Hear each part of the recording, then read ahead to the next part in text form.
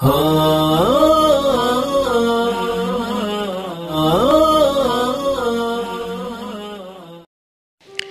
mudah-mudahan Allah jaga hati kita, baik ketika kita diuji, bahkan ketika kita diberi nikmat, supaya dalam dua keadaan ini kita tetap menjadi mukmin yang ajaban, yang ideal, yang baik, yang insya Allah Allah suka sama kita. Kalau diuji sabara fakana khairallah, kalau diberi nikmat syakara fakana khairallah. Kalau dia diuji dia bersabar dan itu kebaikan untuk dia.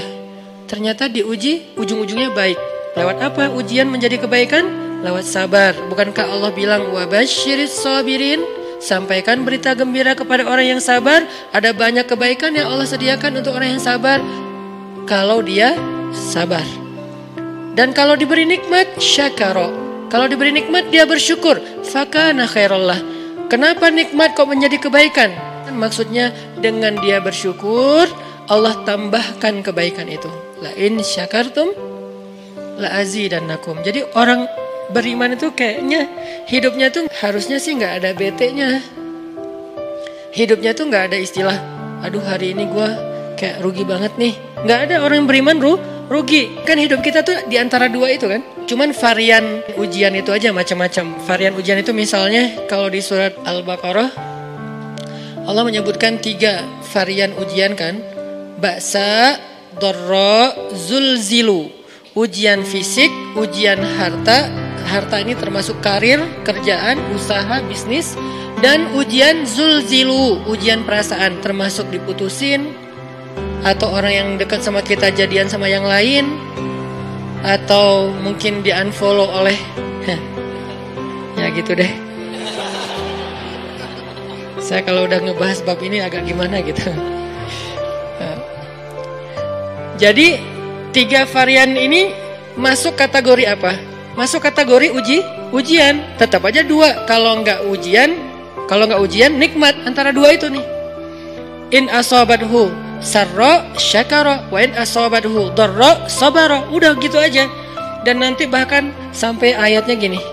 Alladzina yunfiquna fis sarra'i wad dharra.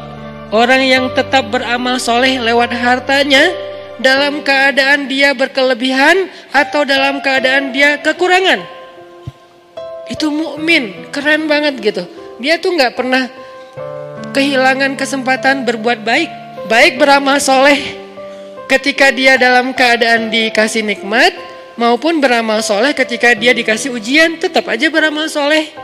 Contoh yang ayat tadi, yunfikuna fis sarra, berinfak dalam keadaan sarra, dalam keadaan bahagia, senang, lagi dapat untung gitu kan. Ataupun yunfikuna fid dharra, tetap berinfak walaupun dia dalam keadaan dharra, dalam keadaan susah, dalam keadaan dor itu kan bahaya. Nih kalau saya infak nih bahaya nih buat saya nih. Kalau saya kasih nih saya kayak nggak ada tabungan buat mahar nih. Kalau saya kasih ke dia, terus saya gimana? Gitu kan? Ini dor banget nih, bahaya banget nih. Tapi dia tetap berinfak. Siapa yang mencontohkan hal seperti itu? Selain pastinya Rasulullah, udah gak diragukan lagi. Yang jadi kayak simbol berinfak walaupun dia butuh.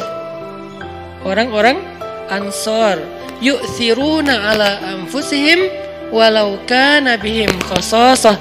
Mereka mendahulukan orang muhajirin atas dirinya sendiri, walaupun sebetulnya dia juga butuh kepada kebaikan itu.